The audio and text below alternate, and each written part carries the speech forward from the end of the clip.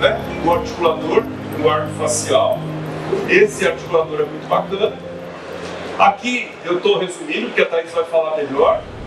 Esses pontos no laboratório a gente precisa diminuir, porque onde você vê que está furadinho assim, é onde tem um contato mais forte do carbono. Então no laboratório, se você mandar ajustado, vai ser fantástico o dentista e vai diminuir a chance de ter retorno para vocês mexerem novamente no laboratório. Então aí a Thaís está mostrando, ela vai explicar, ela trabalha demais, a Thaís é fantástica. Aí o polimento, e aí você entrega isso para o seu paciente. Ah, aqui um detalhe, olha que interessante isso. Nós fizemos dois tipos de resina, quimicamente ativado e termicamente ativado, e colocamos no microscópio. Essa resina é quimicamente ativada, de rápido. E essa resina é a de lenta polimerização. Então o que a gente observou? Que se eu uso uma resina de polimerização mais lenta, eu diminuo as bolhas. Então melhora o meu polimento, melhora para o paciente, diminui a quantidade de placa bacteriana nesse dispositivo, melhora tudo, tá? Então a Thaís vai falar sobre isso, mas a sugestão é essa resina. E aí você entrega finalmente para o cliente. Vocês vão chamar isso de placa? Por favor, por favor. Thaís, não pode. Isso tem muito valor aqui, não tem? Pô, nós temos que falar isso para o nosso dentista. E ali está instalado, muito legal. E eu queria muito agradecer. Só vou fazer um convite. Hoje vai ter, acho que 6h30, o lançamento do livro do Congresso. Essa minha aula vai estar no livro, um capítulo do livro, Dispositivo Intercusal. Se vocês quiserem, não precisa comprar o livro inteiro. Depois, se mandar uma mensagem, eu passo o meu capítulo para vocês. E quem fizer o nosso curso, eu e a Thaís, a gente vai entregar esse capítulo do livro para vocês também. Tá certo? Quero muito agradecer mais uma vez vocês aqui, a presença de todos, agradecer a FEDESP, agradecer a Clássico, principalmente, que não fosse a Clássico a gente não estaria aqui, né? Em nome da Sobota, eu agradeço muito, vou passar a bola para a Thaís agora. No formato plano de orientação, ele encaixava nos dois, mas nós escolhemos colocar na charneira e montar os dentes. Depois da montagem concluída e muito bem intercuspidada, nós transportamos para o semi-ajustável. E olha o que aconteceu. Isso acontece em qualquer reabilitação. Prato total, dispositivo interoclusal, por isso que fura. E aí, para ajustar, vai desgastar de maneira muito severa até perfurar e perder o trabalho, porque a medida não veio do consultório para o laboratório. Tá? Isso vocês encontram no livro do professor Oxon. Então, a gente parte para a confecção, né, para a nossa área de atuação, a área técnica. E quando a gente não trabalha com o professor Walter Borghetti, não trabalha com o professor Alexandre Luiz, e aquele cirurgião dentista não manda nenhum recurso. É a nossa realidade? Vocês se identificam melhor com isso? Chega o modelo de gesso tipo 3, com bolhas, faltou na incisal do incisivo central, com bilhetinho, reconstrói, por favor, como no pincel, né? Então, assim, a gente é mágico. A gente é mágico. Se a gente consegue nessas condições, bom, e vem sem arco facial, sem registro, sem lateralidade, sem protrusão, sem espessura, sem nada. Ainda assim tem uma luz no final do túnel. Não dá para melhorar tudo, mas dá ainda para fazer um trabalho com valor médio. Mas o valor médio nunca vai superar o trabalho personalizado, tá? Então, a gente usa a mesa de Camper, mas por que ela não resolve todos os problemas? Porque a mesa de Camper, ela é o único padrão. Ela tem 12 graus, tem 3 linhas, onde você coloca o modelo projetando para a classe 2, deixando na linha central para a classe 1, ou recuando para poder simular, né, a projeção da maxila de um paciente de classe 3. Precisa realmente usar o arco facial.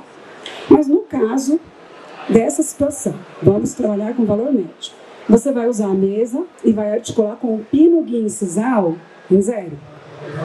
Coloca, prende com cola quente, com massinha de modelar, coloca o gesso, um gesso de 0 expansão, com um pino guia incisal preso em 0.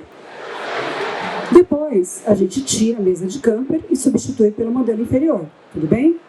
O que a gente faz? Só coloca em máxima intercuspidação habitual, cola quente, pino no 0, concorda? E preenche com gesso. Tá perfeito. E onde eu vou colocar a placa?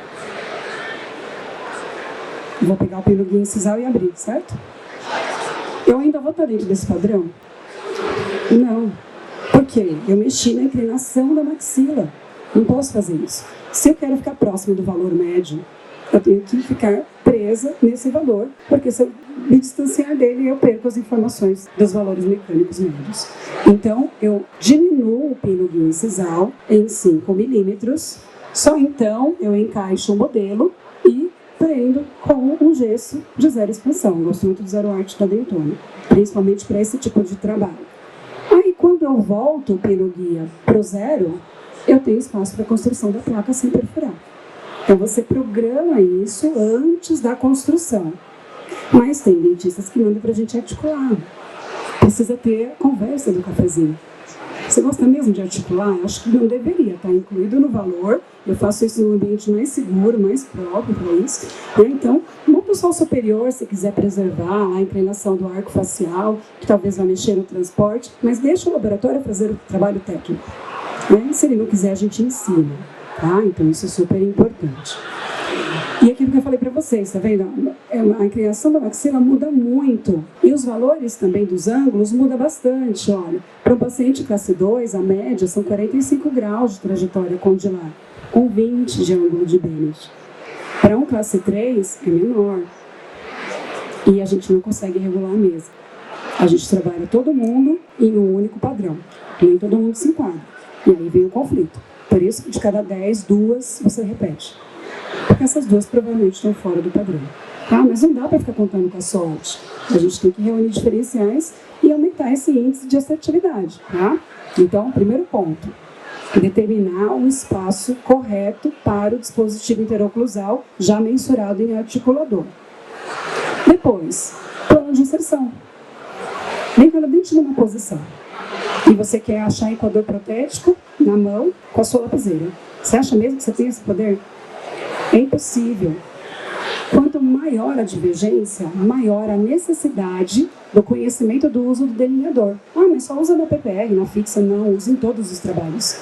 O dispositivo interoclusal ele vai ter que encaixar no plano único, num passo único. Se tiver algum dente fora de posição, a gente já não vai conseguir esse eixo. Tá? Então é importante a gente traçar a linha do equador e calibrar cerca de 1 milímetro no segmento posterior, para dar um pouco de retenção só nos prés e nos molares, nunca na região anterior. Ainda mais hoje, que a gente trabalha muito com o dispositivo interoclusal como proteção das reabilitações por laminados. Tá? Então a gente tem que saber usar o delineador. Depois aqueles registros, além do registro da espessura da placa, que é o registro da relação que a gente vai trabalhar, eu preciso de mais 2 registros, de lateralidade direita, esquerda e de protrusão. Esses registros vão possibilitar a individualização do articulador. Aí eu encaixo o registro de protrusão, por isso que o articulador tem tantas medidas, para a gente personalizar. Aqui a gente já entra no trabalho de alfaiataria, eu falo que é um vestido de noiva, que existe lá a camiseta Hering PMG, mesa de campo, e existe o trabalho personalizado, tá? Que aí já é alta costura, que é alfaiataria. Então aqui a gente consegue determinar a trajetória condilar do paciente e individualizar os ângulos, através do registro de protrusão. E depois a gente usa lateralidade direita para regular Bennett esquerdo e lateralidade esquerda para regular Bennett direito. Tá? Eu estou passando um pouco rápido porque tem bastante informação para passar para vocês. Mas isso no curso a gente pega na mão, faz, ensaia, repete o processo até você dominar, porque é muito sensível e é o tato, é treino, tá? Então não é só no simples slide que você vai aprender a dinâmica do articulador. Depois vem uma segunda questão. O ortotécnico gosta muito de duplicar aparelhos, e é legítimo. O aparelho, ele não tem uma necessidade de íntimo contato do acrílico com a mucosa. Não é verdade? Porque tem os grampos de retenção. Então, quando você duplica e, de certa forma, embute algum grau de distorção, é irrelevante para esses trabalhos. Já no dispositivo interoclusal, não. Então, eu sou contra duplicar modelos. Não que não possa. Se você for trabalhar duplicando, é um expediente a mais. Você precisa desse modelo duplicado para voltar para o articulador para fazer pré-ajustes, não é verdade? Ou para entregar adaptado para o dentista ver que você fez um bom trabalho.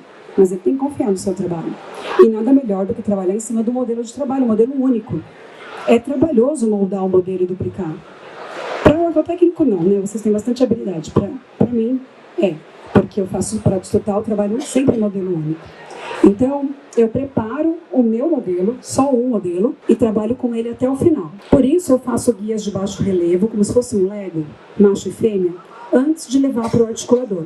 Então, eu tenho guias para poder destacar aquilo do articulador e devolver depois de pronto. Tá? Então, eu já começo a pensar no meu trabalho antes, e aí eu não duplico, embora você possa duplicar. Então, as formas corretas de se trabalhar, ou modelo único ou modelo duplicado, se você tem habilidade. Nunca inclusão de padrão de cera. Essa questão de fazer a placa em qualquer material intermediário, em cera, silicone, destacar, levar em mufla e depois tentar retornar, traz muito ajuste interno. E aí resulta em pequenos consertos com resina alto. Tá? E resina alto também não é a resina indicada para uso prolongado. É uma resina de transição. Por isso que a gente não recomenda que faça remendos, consertos, e sempre gera algum tipo de erro que aí a gente acaba compensando com resina.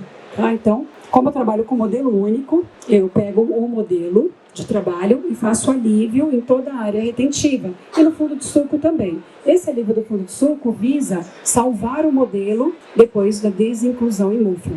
Tá? Então, eu torno o modelo todo expulsivo, já preparando ele para ele não fraturar durante o processo. Calibro alguns pontos de retenção no segmento posterior e deixo bem preenchida a região anterior, para ela entrar com uma certa frouxidão na região de canino a canino e uma retenção equilibrada de pré-molar para posterior. Procura também não recobrir papila. Tá? A papila é uma área muito sensível, muito enervada, então a gente poupa, não precisa recobrir, a menos que seja uma placa um pouco mais espessa para um paciente classe 2, aí não é possível.